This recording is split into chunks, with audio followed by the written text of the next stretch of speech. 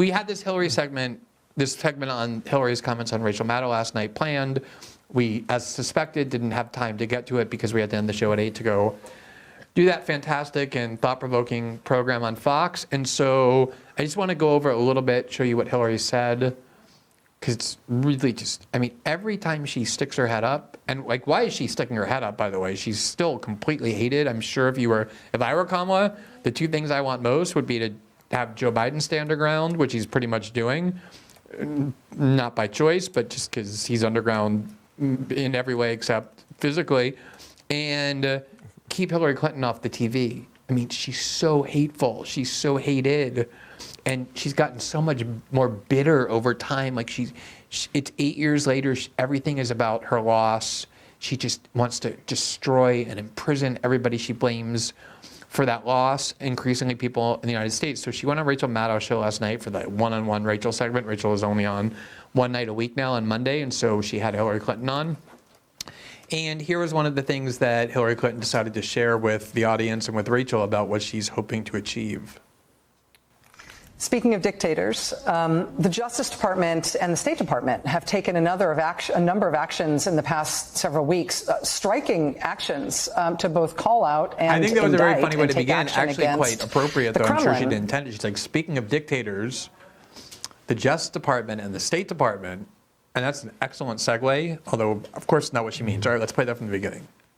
Speaking of dictators, the Justice Department and the State Department have taken a number of actions in the past several weeks, striking actions to both call out and indict and take action against the Kremlin for their attempts at interfering in yet another presidential election cycle on Trump's behalf. The State Department has put out a $10 million reward for information leading to for information about people who are about entities that are trying to illegally interfere in our election. We've seen these dramatic indictments from the Justice Department, including for paying millions of dollars, the Kremlin paying millions of dollars to pro-Trump influencers.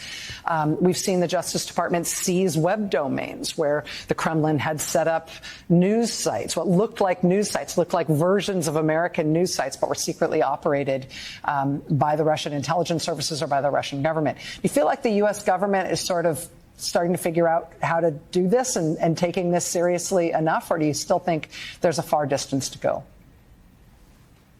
I think there's a far distance to go. I applaud the actions taken by the Justice Department and the State Department. I think that they're very important. But truly, we are just at the beginning of uncovering everything that Russia, but not just Russia, other countries have done and are doing to influence our election.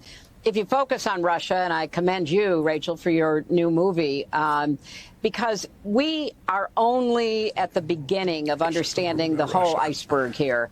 What the Russians started doing in 2015 and 2016, what they continued doing, they've gotten more sophisticated. They aren't even pretending anymore.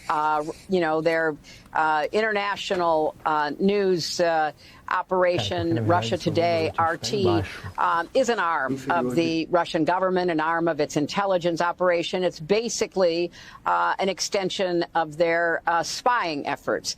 They are using Americans, both those who are witting and willing, and those who are unwitting and are just so surprised. They're getting, $400,000 a week or $100,000 a podcast to parrot Kremlin propaganda.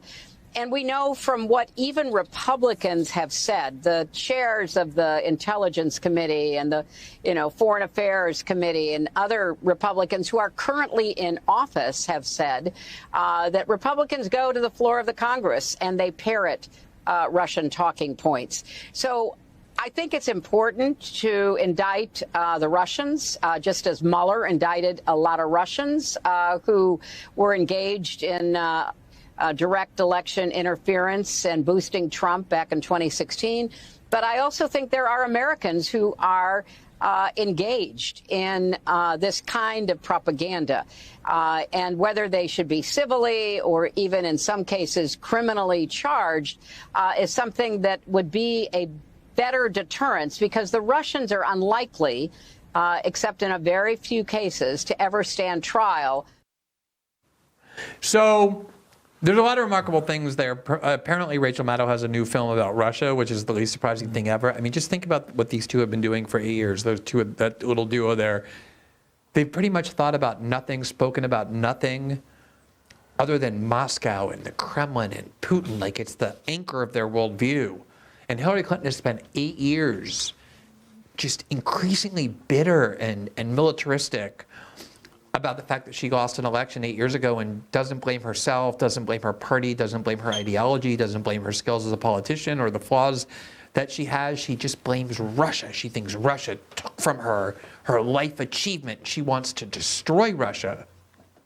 And this is part of the ethos, by the way, on which people like Ryan Ruth, the would-be Trump assassin, have been feeding. This is exactly what, if you listen to everything he said, it's right from Hillary Clinton. But the most notable part about this is that she's saying that she thinks Americans who say things that she regards as propaganda should be civilly held accountable, if not criminally responsible. How would you ever reconcile that with the First Amendment? To be clear, it's not actually illegal in the United States, nor could it be, for you to work for a foreign government and disseminate its messaging.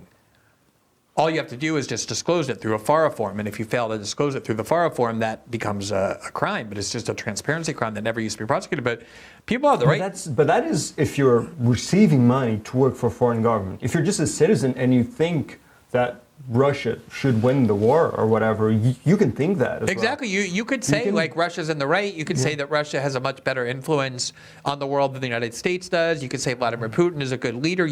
Those are all totally protected opinions that you're permitted to say no matter what. And if you wanted to create a political party and run for president on the basis of supporting Russia, you could do that. Totally, right? Like, of course. But what she's wanting to do, and you see these attacks on Jill Stein, and Hillary Clinton hates Jill Stein too, blames her as well. But it's basically the same thing in her mind because Jill Stein is constantly accused of being a Russian agent or Russian propagandist. Remember, she wanted to accuse Tulsi Gabbard of that as well. When she thought Tulsi Gabbard was going to run as a third party, said she was being groomed by the Kremlin. These people have obsessive compulsive disorder. And the way in which they now so reflexively want to criminalize speech. But the real point I wanted to make about this, other than the fact that those two just, I mean, they're insane. You just really, I mean, I guess when you're incredibly rich and everything else is taken care of, you have the luxury of just blaming Vladimir Putin. We have Jordan Sheridan on, who spent, many months in Michigan. And as he said, like, people are more angry. Like, why are we sending all our money to Ukraine about Russia? That has nothing to do with our lives. I think that's how you would ordinarily see it if you're struggling to pay your bills and take care of your kids and getting health care. But these people have nothing else to do. Everything else is taken care of. They don't care about anything. So they just entertain these like paranoid conspiracies about Russia and Putin and how he's causing Democrats to lose elections, which is the only thing they really care about. But the other thing that I think is so worth noting is that there are few people, more than those two, Rachel Maddow and Hillary Clinton, who have spread more toxic disinformation, a lot of which came from foreign governments, such as the Steele dossier, that have drowned our politics, certainly for the first 4 years of the full 4 years of the Trump campaign and then the administration, but even ongoing with this insanity about Russia, these lies that the Steele dossier, which had all this dirt about Donald Trump, claimed he was in a PP video, he's being blackmailed. These were all lies that came from foreign governments, including Ukraine, that wanted Hillary Clinton to win because they trusted her much more than Donald Trump, that came from British intelligence. This was pure propaganda that came from a foreign source, and it totally got laundered by the media, which is what they are so offended by when it... Exactly. It got laundered by Rachel Maddow. Yeah. And I just want to show you a couple things as a reminder. Here from CNN in 2022, there you see the headline on the screen. Hillary Clinton personally approved a plan to share Trump-Russia allegations with the press in 2016, campaign manager says. I just need to look at this camera here because that's where the article is.